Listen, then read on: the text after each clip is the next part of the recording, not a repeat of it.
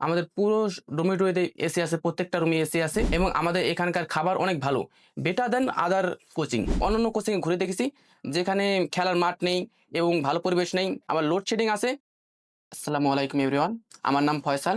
আমি এসেছি শরীয়তপুর থেকে এবং আমার বাবা একজন ডক্টর এবং আমার মা একজন হাউস মেকার।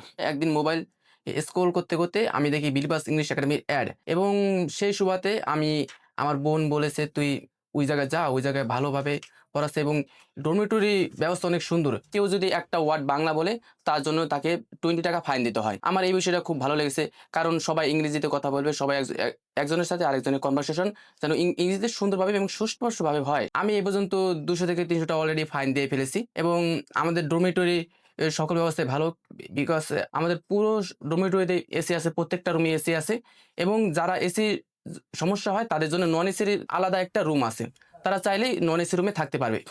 এবং আমাদের এখানকার খাবার অনেক ভালো, better then other coaching, because অন্য কোচিংয়ে খাবারের প্রাইস হাই প্লাস খাবার ভালো দেয় না, কিন্তু আমাদের এখানে প্রত্যেক শুক্রবার গরুর মাংস এবং খাসির মাংস প্লাস পোলাও ভাত এবং ডাল দেওয়া হয়। আমাদের প্রত্যেকটা ডরমিটরিতে দুই থেকে 3 জন করে টিচার আছে, কোনো সমস্যা হয় টিচাররা আমাদের সাহায্য করে। অন্যান্য কোচিংয়ে ঘুরে দেখেছি যেখানে খেলার মাঠ নেই এবং ভালো পরিবেশ নেই, আবার লোডশেডিং আছে, তাছাড়াও জ্যাম এবং অনেক শব্দ দূষণের বিশাল সমস্যা আছে। এখানে কোনো লোডশেডিং নেই এবং কোনো শব্দ দূষণ নেই এবং এখানকার পরিবেশ অনেক সুন্দর।